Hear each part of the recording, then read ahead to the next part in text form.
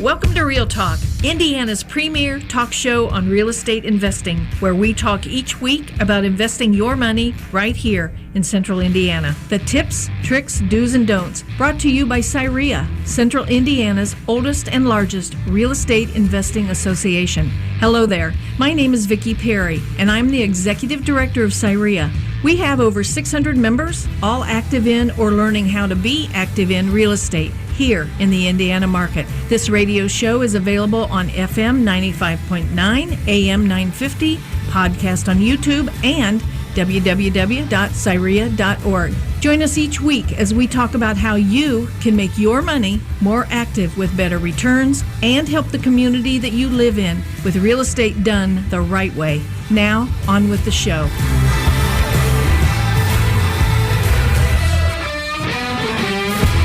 And welcome to the program. This is Real Talk, the only local real estate investing radio show where active investors discuss real estate investing done the right way every Saturday and Sunday from noon until 1 p.m. I'm Ron Watson, president of the board of directors of CIREIA, and your host today.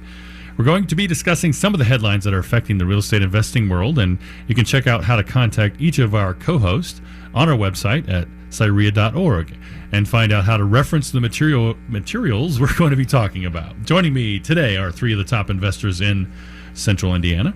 Dave Short with Century 21 Sheets. Dave is an investor, realtor, coach, mentor, and one of the most sought-after rehabbers in Central Indiana. And welcome back, Dave. Blessed to be here. Also here is Sterling Davis, owner of Athocity Property Management, entrepreneur, realtor, and active on the board of directors for CIREIA. Hello, Sterling. Hello, Ron.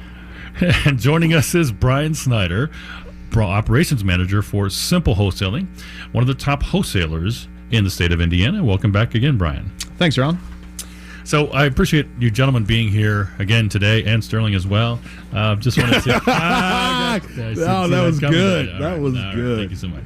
There's an article I wanted to mention right off the top of the bat here, and then there's a couple other things I wanted to mention as well, but this is interesting because it says top 10 states to make the most money from investing in real estate, which happens to be what we talk about every week on this show. So I thought it was a bit interesting. And it says here, in many states, home values have exceeded the growth in home prices, which is ideal for prospective buyers. Different states also have different costs of living, which can increase the purchasing power of your money if living costs are generally lower than the rest of the country.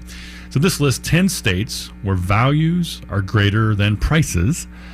And number one on this article in my hands here is Indiana.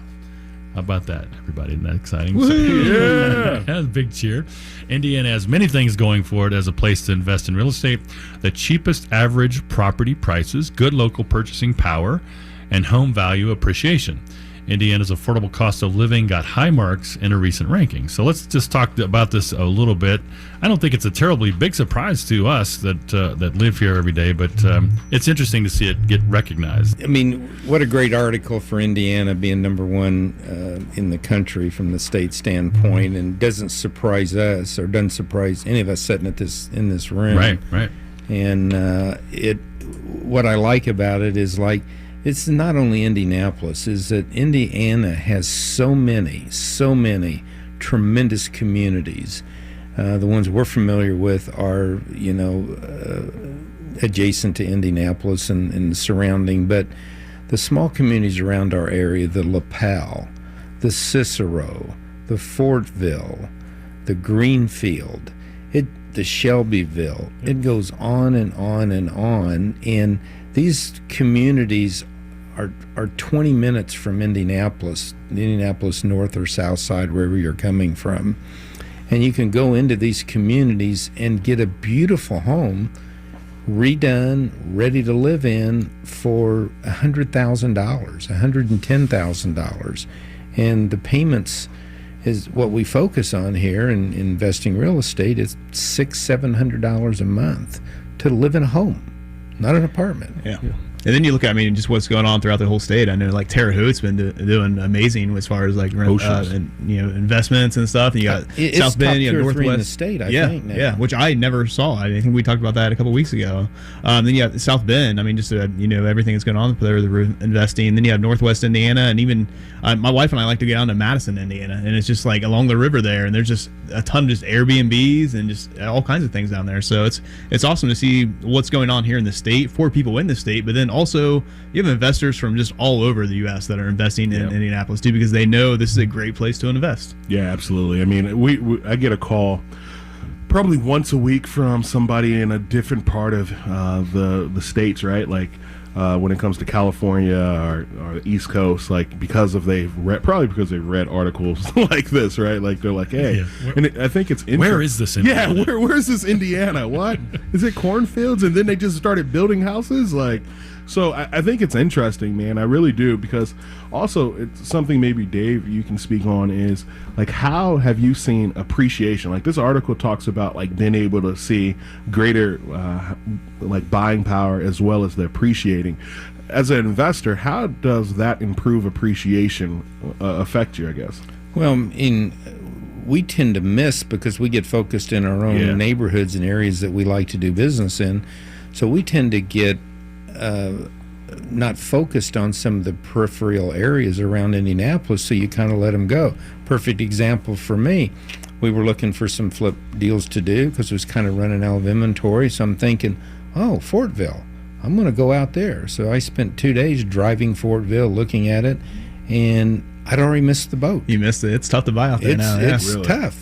Wow. I missed it. The kind of thing, McCordsville is not really a small town. Never doesn't have the town atmosphere, but people are just building around, and it's all new construction. But the Fortville, I'm thinking, I have some friends that own businesses on Main Street in Fortville, and they're, I talked to them and said, oh, you can't buy anything in here. I can't even buy the building that I lease. Really? That I'd like to get for my pizza shop, and it's just too expensive. Yeah, it's just like that McCordsville area. I like to call it the Greater Geist area. That's a great analogy. But it kind of, it just keeps extending up through there. Like Pendleton is just really cool what they've done to downtown, and just the renovations going on there. So just all along that corridor is really, really neat to see what's happening. But like I said, and like this article points out, it's happening throughout the state, and we're privileged because we get to see what's happening on here in Indianapolis and greater than that, and just be a part of it, which is really, really cool. But reading articles like this, it makes me want to even just dive into more of man, what is going on in Terre Haute? What is can we do anything out there or up in South Bend or whatever it may be? Yeah, I think when we was looking at it, I was like, man, it's nice to have Indiana at the top, and then towards the bottom it's like Ohio and Michigan. The reason I say that is because that is the gap in which people, if you're going to invest inside of the Midwest, the competition that I see is like Ohio or Michigan. So if it's that big of a gap, that just continues to grow our market share and helps us build from it. Yeah, in this article it says it lists all these states: Indiana, Mississippi, Idaho, Alabama, Missouri, Tennessee, Arkansas, Ohio, Michigan, and Georgia. Those are the top 10. The Indiana, it lists as average price of a house there is $178,000, which is less than every one of those other states, which again speaks to that affordability piece. And the thing that I think is interesting about this as well is we don't see California or New York or the DC area in here, right? Because they do have appreciation in those areas in terms of housing, but they also have depreciation. It's wild swings in what we have here in Indiana, which is really good for investors. Is we have appreciation, and we may not get 50% a year, but we get incremental, and sometimes more than that, and it's steady. It's not. Yeah, and that's exactly right. That's a great point. That it is steady, and that's one of the best things about Indianapolis, especially when you're looking at this place this time right now, where everything has gone so well, and we're getting ready to have that little bit of recession or correction. Probably nothing like 2008 or anything, but the fact that Indianapolis is just steady throughout that, and there are markets that are better to invest in right now than Indianapolis as far as the bigness of it, like Austin, Texas. You just you can't go wrong by investing there. But as far as you don't know what's going to happen next year, so if you're trying to do something down there, it's a little tough. But Indianapolis is steady. If you look at any of the cities of what's going on, just as far as corrections, recessions, just growth or anything with investment. I mean, Indianapolis is just right there in the middle of like, hey, this is like, it's just screaming, I'm steady, I'm rock solid, like invest in me. Well, because it's not built off of one demographic or one type of person, right? Like we truly are in the melting pot of where we live, right? Like I think like Austin and like where it's, I think every young person I know is like, yeah, I'm moving to Austin. Like, it's like what? Like, so it's not built, or Denver, or new Denver. laws. Yeah, exactly. Well, one of the things about Indianapolis, and because of the affordability issue, it allows investors a lot more opportunities, and it allows them a lot more strategies to come in and invest in our neighborhood. You know, in Indianapolis, you can invest in a flip house. You can invest in a rental property. You can invest in a C neighborhood, because our D neighborhoods have now become C's, and they're quickly becoming B's. So you can go in a $20,000 house or $30,000 house in a C or D neighborhood and feel relatively confident that that area will get better and better as time goes on. And there's still, that's a really great point of those neighborhoods like you're talking about. There's still, within those neighborhoods, you can do fix and flips there. You can also do rentals right there. You can add to a little bit of your portfolio, everything.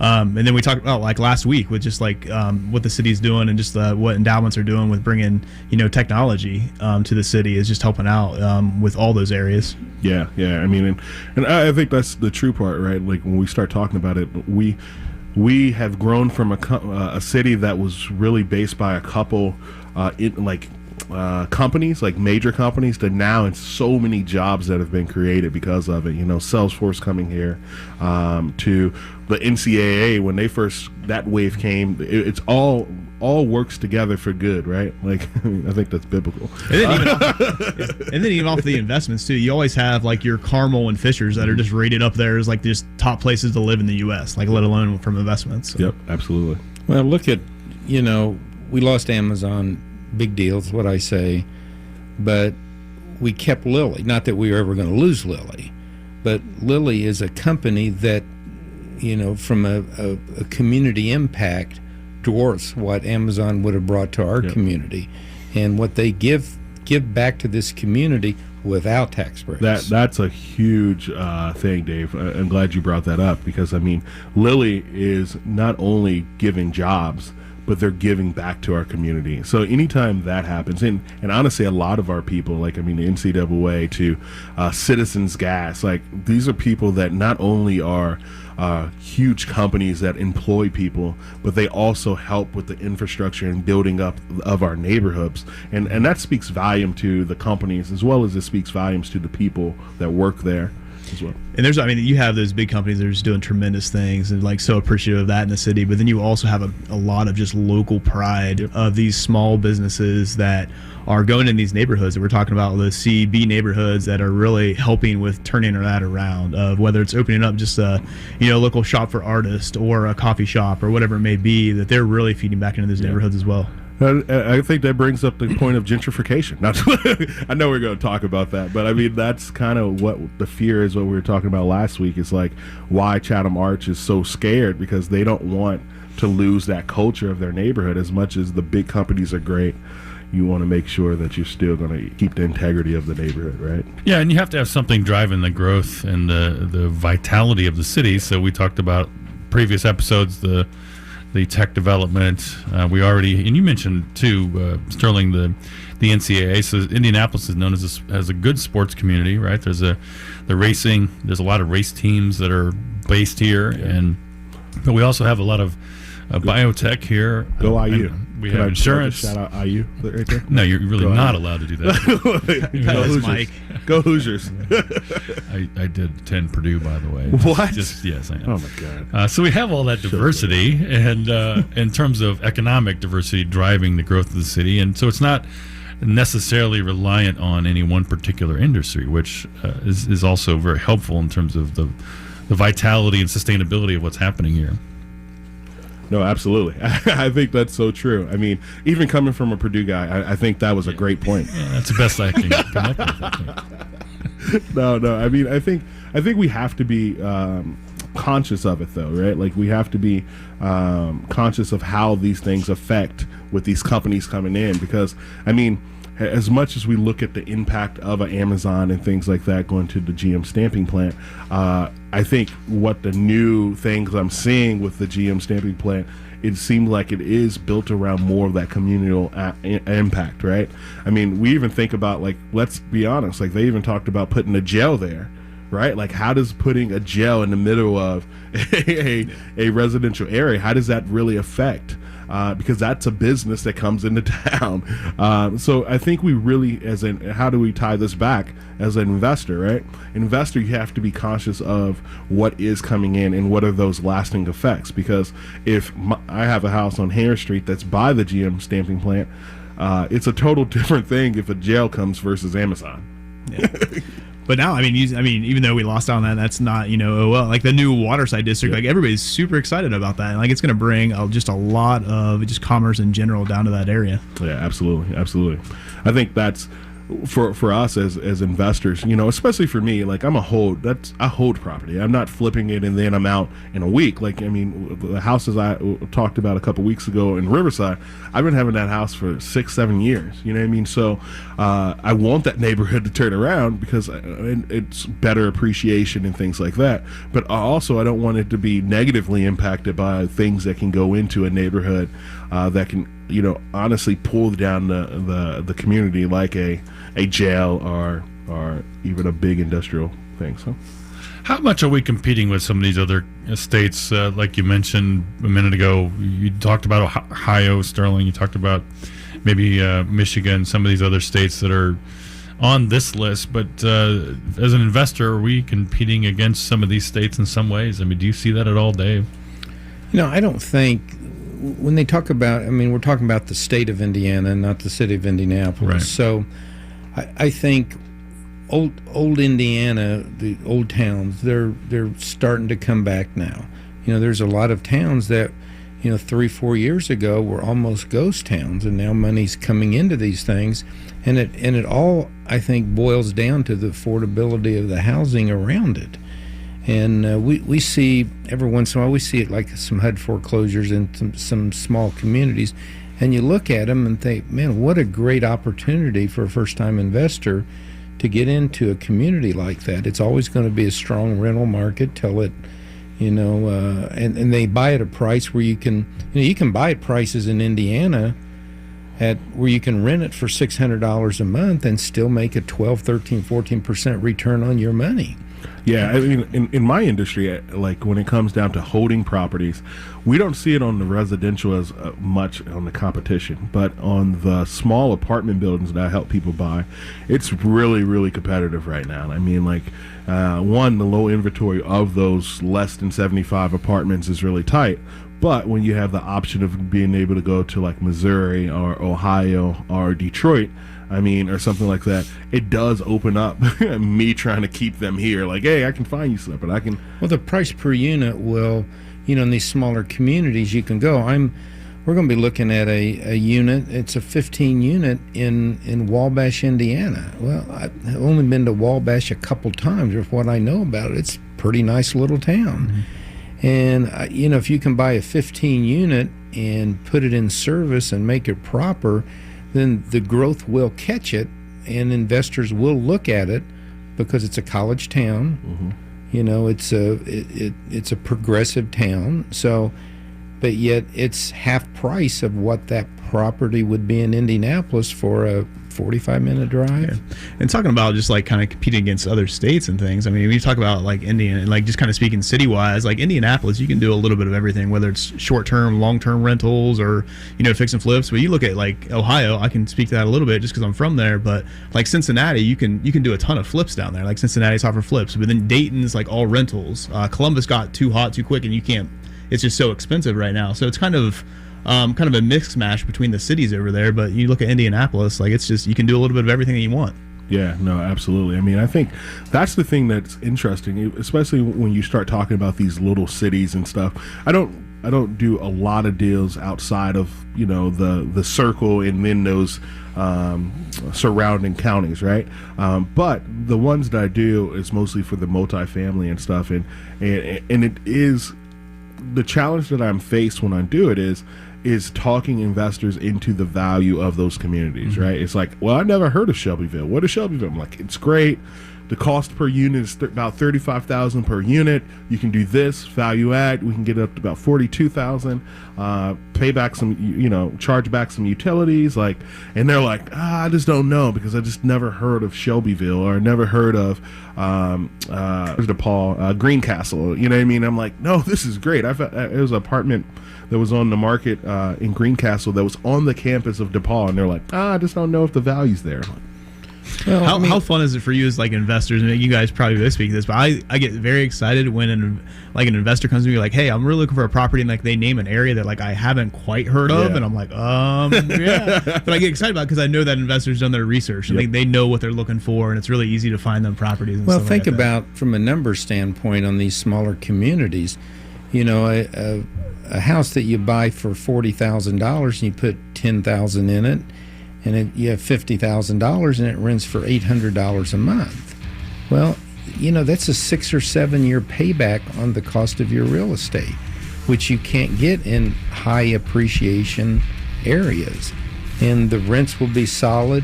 The tenant base will really be good, and they'll be stable. They won't. They won't move out on you every year when you have to recondition the house. And that's Dave Short. I wanted to take a quick break and resume the discussion after this message. Are you looking for a new place for lunch or dinner, or a fun place to hold your next company party? Check out Trader's Mill Grill and Bar. Awesome, friendly staff, fabulous food made from scratch, full bar and daily drink specials. Make it an evening with more than 20 screens to get your favorite games, including Golden Tee. Also has 3 pool tables. You can find their menu and hours at tradermill.com.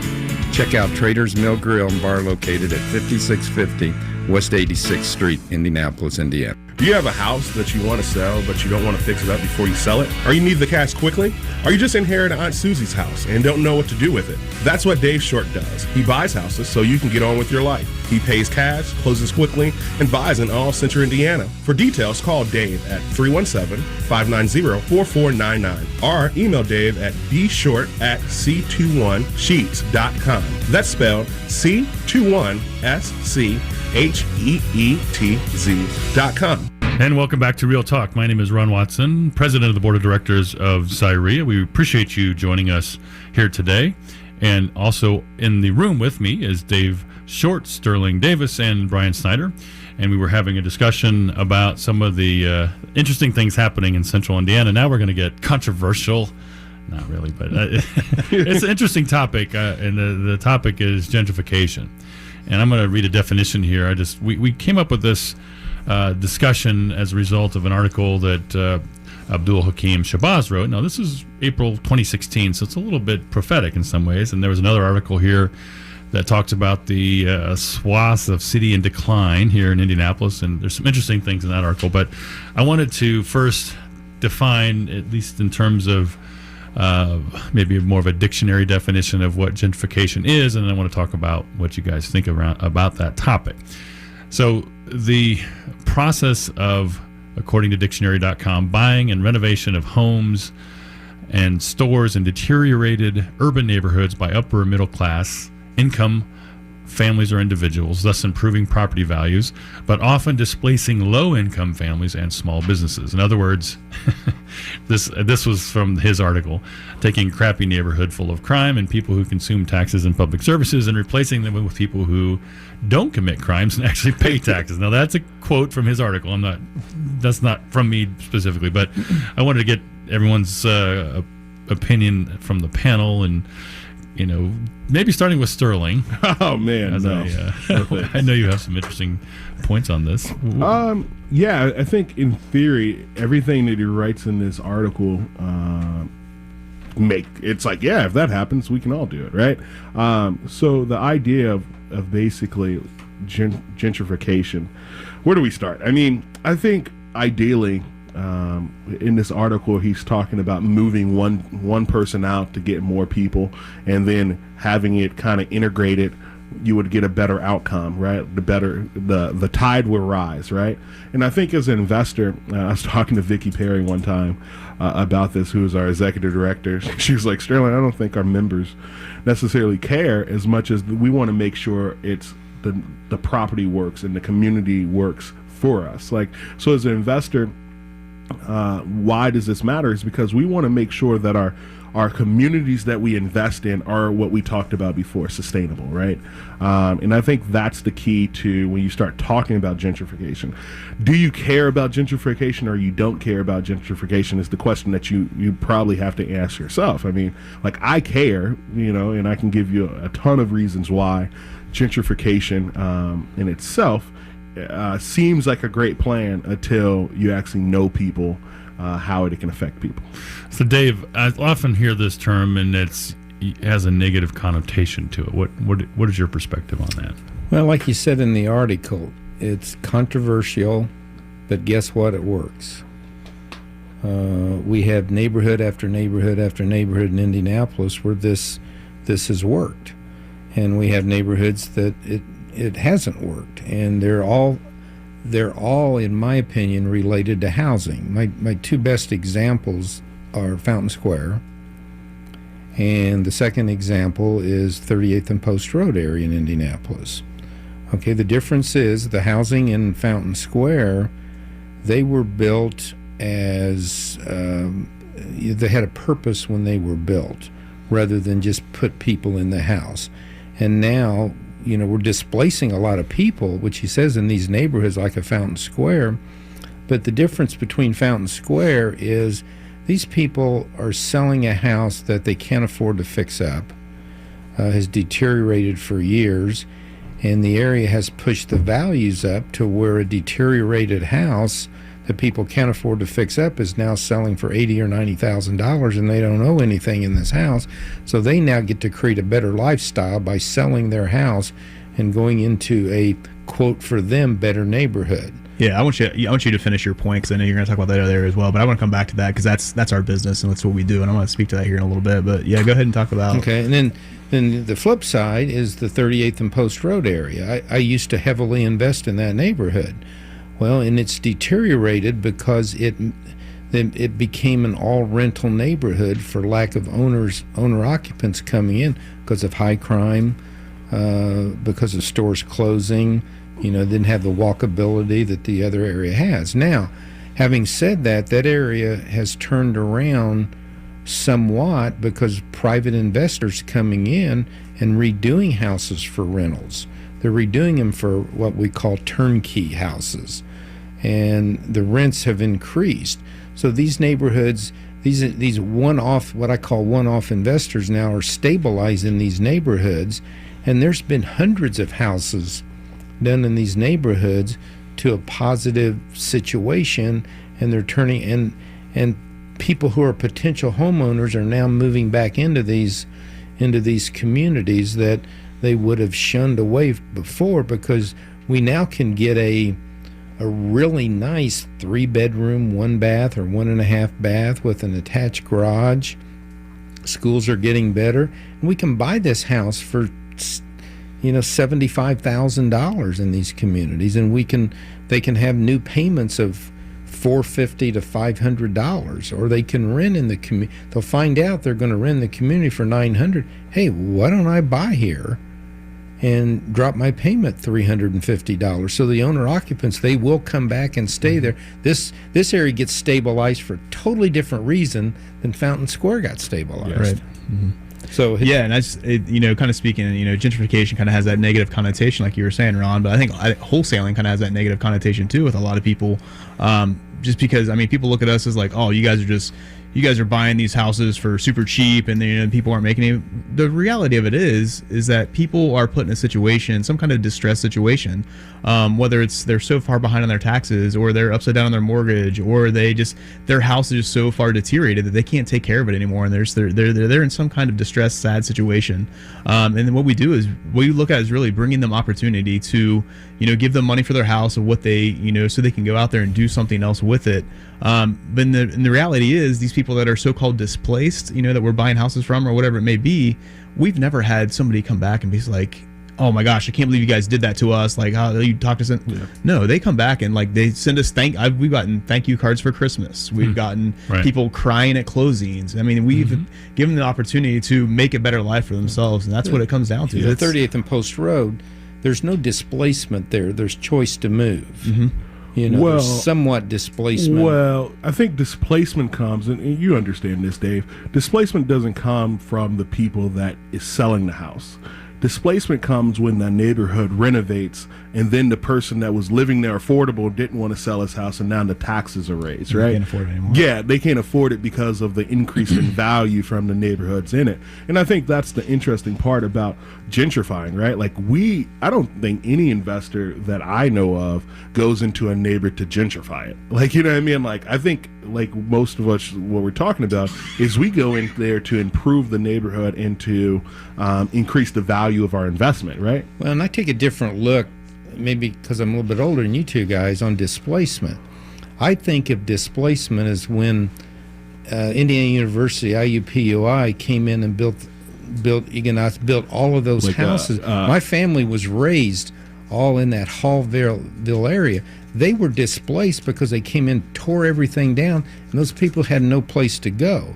Indianapolis is a beautiful city in that we always have a place to go for the people that's living. Well, I think the thing is what happens in these neighborhoods usually with gentrification, though, is that you increase the value without a plan and without, because and I can talk about it in a little bit, is there are strategies that will allow people to be able to stay inside their houses if it's utilized correctly, right? If we talked about it previously about like tax freezes and stuff like that on a certain area, so that it's 10 years of improvement, so that you can have enough time of growth and development, so that those people that, they're good with their houses, they're making their mortgage payments and stuff like that. But then the minute when their value goes up in that neighborhood, those people, now their tax bill goes from, honestly, the one in Riverside, I think my tax bill is like $200 a month to $100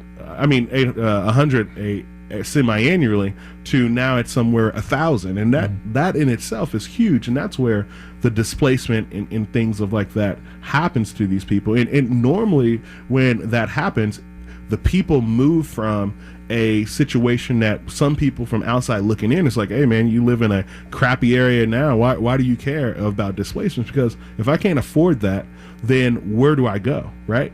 You probably go to a poorer neighborhood.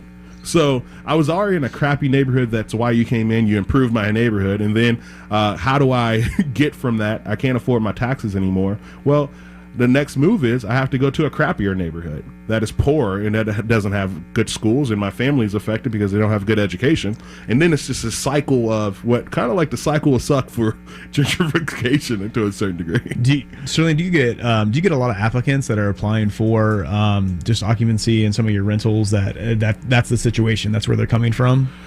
I think the thing is, what happens is gentrification happens when it's a quick thing, or like so we do have people that move from situations and things like that.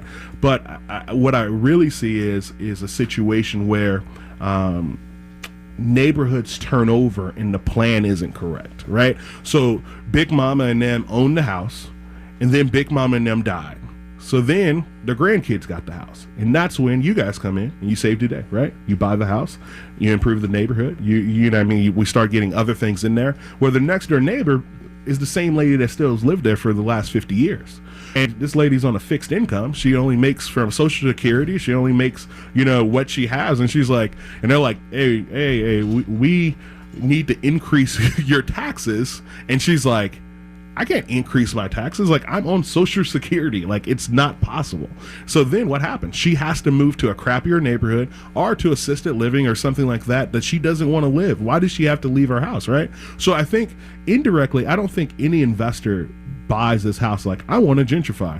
I know Shabazz, and he's a great guy, but I don't think I get his plan, but I think we have to be very careful to be able to minimize, because it's not just a certain demographic. It's like those little old ladies that are affected by it. And I think that's why, as an investor, you have to have a plan. And I think, like I talked about before, as a city official, you have to be engaged with them when you're trying to improve a neighborhood, because we have things that could help this, like tax freezes, making sure that, hey, we want this neighborhood to improve, just don't raise the taxes for 10 years. So that allows it to develop without that lady that's living in that house without having that happen, right? Because I think we see that we can improve it without kicking the little old lady out.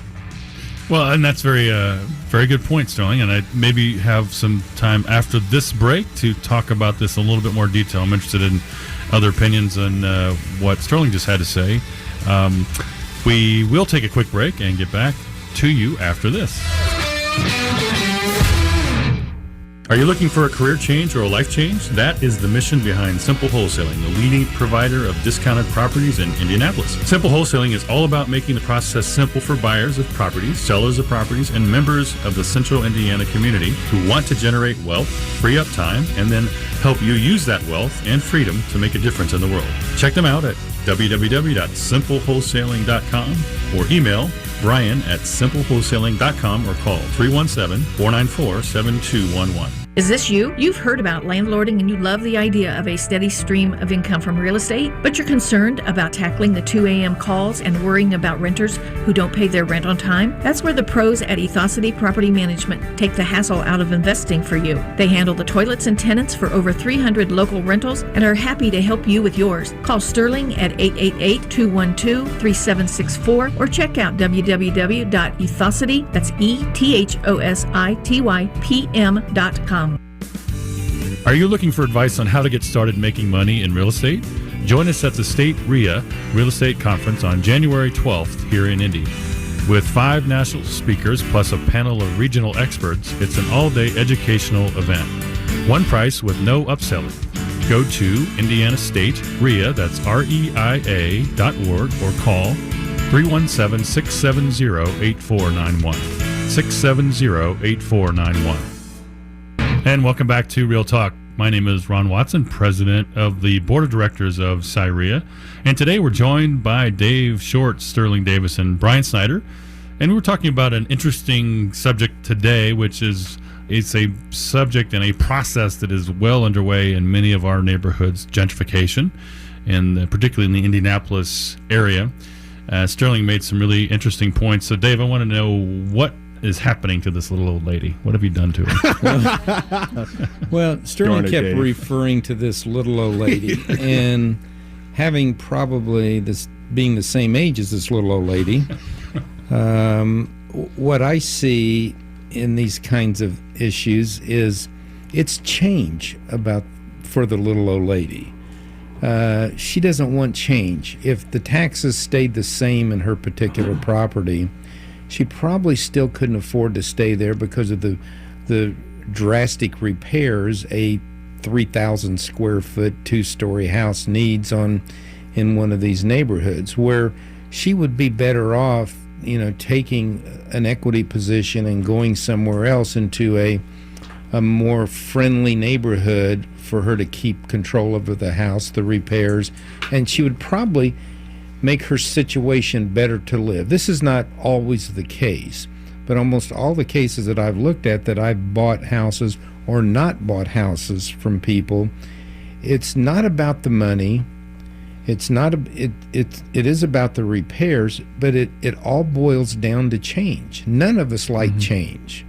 And then the older you get in this world, the less you like change. So I think it's more about change versus, that's why I don't like necessarily younger people's term displacing, because displacing can be for the best. Dave, you just don't like younger people. I know it. No, I like younger people. But it's all about change. So I think that's what this happens in good, strong gentrification neighborhoods. Fountain Square has been positive.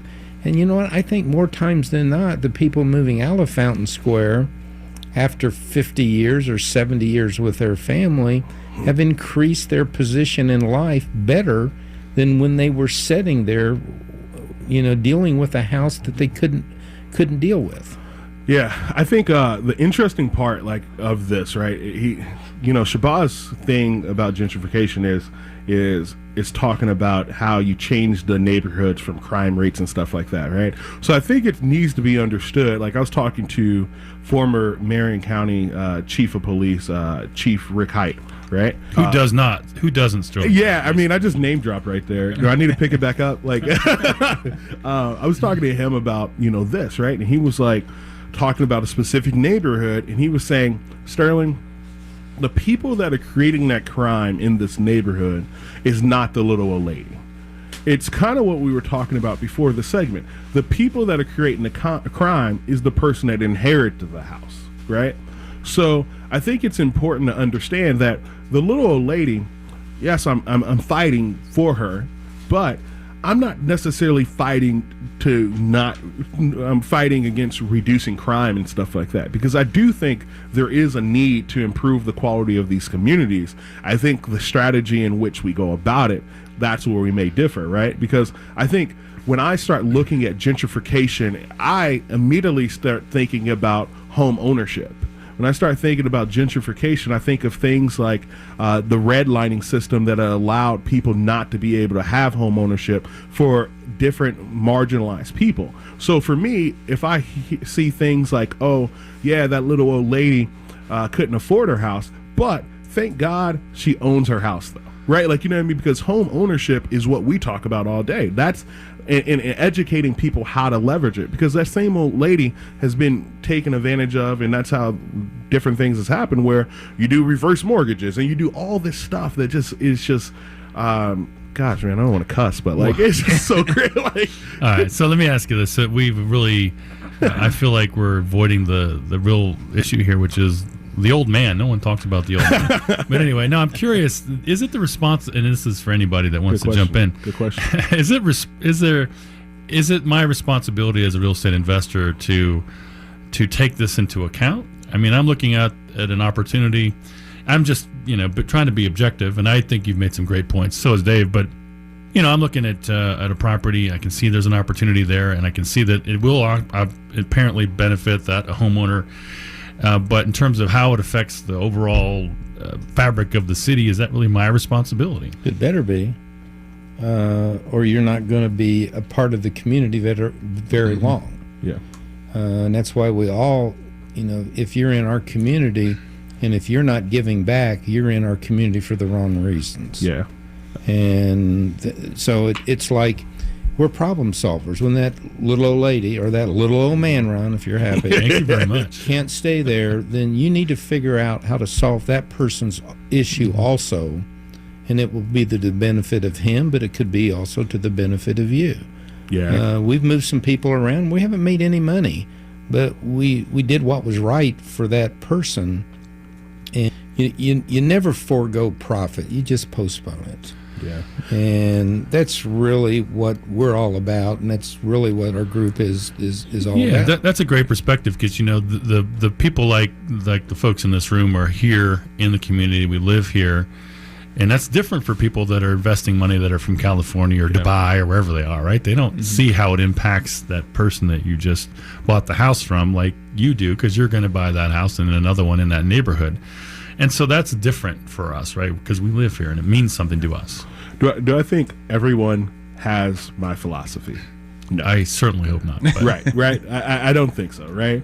But I do think it is a level of human dignity. And I often talk to my agents that work for me in Invest First Realty about this matter, because I do think, like what Dave said, is if you're in the business solely for profits, you're not going to last. Right. It has to have a human aspect to it, right? And I think that's why I enjoy, hanging with you guys as well as people in CIREIA, because indirectly, like I said before, I don't think people in our community invest to gentrify. You know what I mean? I think people invest to be able to get a return and to build up the community. Indirectly, what happens sometimes, you have people that, I know this ugly word, Dave, gets displaced by it, right? So I'm not sitting up here and he says, man, I didn't do it. Like, why are you yelling at me? No. I think we do have to understand what the effects of your dollars can do to people, right? So with that, you're able to be responsible. And I think that's the word that is key, is just being responsible for your actions, right? Because with that, you can have a lasting impact inside of people's lives, which is for the greater good. Right, and that's what I think all of our, that's what we're all doing as investors. All the people here, we do it to bring opportunity to anyone that's selling, buying, whatever it may be. But that's part of what we need. I mean, that's our radio show is called Real Talk. About real estate investing we're getting right. real today. Yes, it's about doing real estate investing the right way, and I think that's where we are as just members and leaders of CIREIA, where it's our opportunity to, or kind of our responsibility to help other investors realize that right way to do it and have that human aspect to it and bring that and have that come to the forefront of us. I mean, everybody knows that your reputation is everything in this business. So you get that reputation of, oh, you're just about the money, all you're about that bottom line. Like Sterling said, that's not going to last, and you're not going to get any fulfillment out of that. This is I appreciate what you guys are saying, because this is not a point of view that's represented well in media. And then, typically the way you hear real estate investors portrayed is not like this. It's in a more of a negative connotation. They're coming in, they're greedy, the landlord just want to make money and all this stuff. And the reality is, I'm sure that happens. I'm not going to say it never happens. It's human nature. But the folks that we deal with, the people that we have relationships with, CIREIA, for example, that's what we're about. We really want to make it because we live here. We want to make it a sustainable place to live, and we want to do it. We want to make money, that's okay, but at the same time, we can do it and we can feel good about what we're doing. We can help people, we can improve the communities, and it's just unfortunately not a message that you hear often portrayed out there. Yeah, and I think all of us just have a list of people that we know that are doing it the right way here in the city and can recommend people that, that will have your best interest at heart. Now, granted, there are some people that we can also probably list that, you may want to steer clear of, but there are people that are doing amazing things in the city and doing it for the right reasons. Yeah, and I think when you know better, you do better. You know what I mean? At the end of the day, if you know better, like at the end of the day, if you didn't know that people were affected by just your impact, that's okay, right? That's ignorance. But once you know better, you need to be responsible for doing better, right? And I think, honestly, if you do that, you're going to be rewarded greater than just going out there for the dollar, right? So as you gain knowledge, as you listen to this show, you might disagree with my approach. You might disagree what I think happens and stuff like that. But at the end of the day, just to be ignorant is not a excuse. You know what I mean? Once you know that these things can happen, make sure that you're, being responsible. Yeah, and I think it's a realization of what we're doing and how it impacts other people. We're not just investing money and getting a return. We are impacting the lives of other people, the people that own the house, the people that are renting from us, or whatever the case may be. So we do have an impact other than just financial on what's going on in our community. This has been a great discussion. I want to take another break and continue discussion with the panel after this message. This is Vicki Perry with Central Indiana Real Estate Investors Association. When people ask me how to get started investing, I tell them to take it in baby steps. Previously, I discussed that step 1 is join a RIA, step 2, study, and step 3 is to start forming your team of businesses and investors you trust. Step 4, go back to step 2. I know investors who have done millions of dollars in deals, and they still continue to learn. They read books, listen to podcasts, and speakers almost every day. Information, education, collaboration, and legislation. That's what we're all about. This is an exciting and rewarding business, but you can lose a lot of time and money if you don't do your homework and due diligence. Networking at CIREIA is crucial. Other investors will tell you who they trust and who they don't. Go to CIREIA.org, which is CIREIA.org, or call me at 317-670-8491. Are you looking for advice on how to get started making money in real estate? Join us at the State RIA Real Estate Conference on January 12th here in Indy. With 5 national speakers plus a panel of regional experts, it's an all-day educational event. One price with no upselling. Go to Indiana State REIA, that's REIA.org, or call 317-670-8491. 670-8491. And welcome back to Real Talk. My name is Ron Watson. This is the final segment of our show today. I wanted to thank all of our panelists for joining us, Dave, Sterling, and Brian. And as we wrap up this program, I wanted to go to Sterling first to get his contact information and a tip of the week. Yeah, I mean, I thank everyone for doing this. I mean, I think this is such an important topic that we talked about.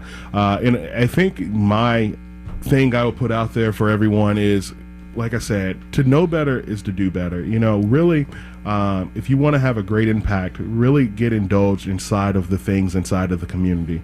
And that will allow your business to grow greater, because there are great organizations that are working inside of this. And if you can team up with them, honestly, it's beneficial, because they can put money back into your pocket, as well as you can have a greater impact.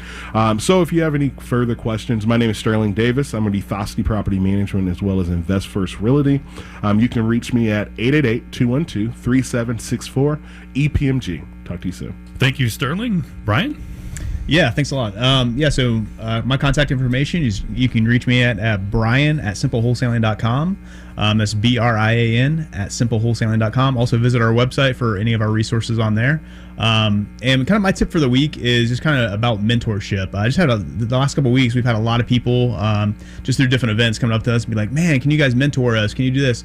And I would love to help out everybody, but I just feel wanted to kind of talk about, that's just the not best way to approach that. If you want to find that mentor, if you want to find somebody to work with, the best thing to do is just have a conversation with them. Number one, make sure you have that conversation just to get to know if they are the right person to mentor you. If you guys have you're on the same wavelength, but also, just find out what they need. And then if there's a way that you can bring them value, bring them a couple deals or bring them value in some other way. That's the best way to kind of get in good with them, learn from them, and then all of a sudden that mentorship just kind of happens naturally. So that's just kind of my tip for the week. Thank you, Brian. Dave Short. Dave Short. I work at Century 21 Sheets here in Indianapolis. Best way to get me is my email, dshort@c21sheets, SCHEETZ.com.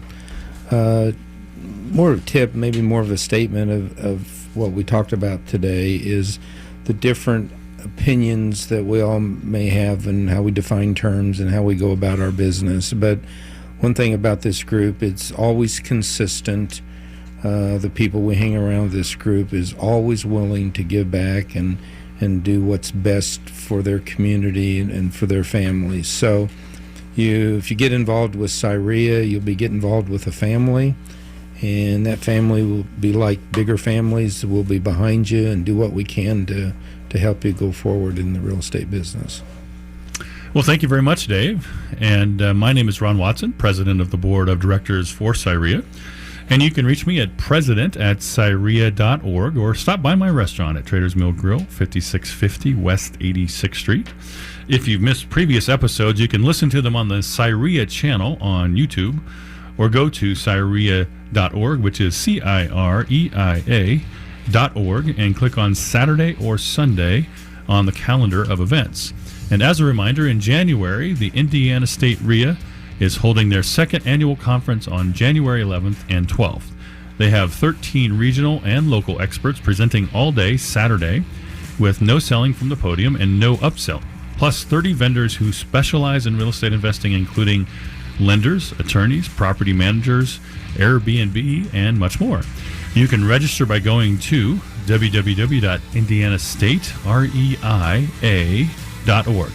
Thank you all for joining us again today, and thank you all panelists for being here. We hope you have a great week, and we'll talk to you again soon.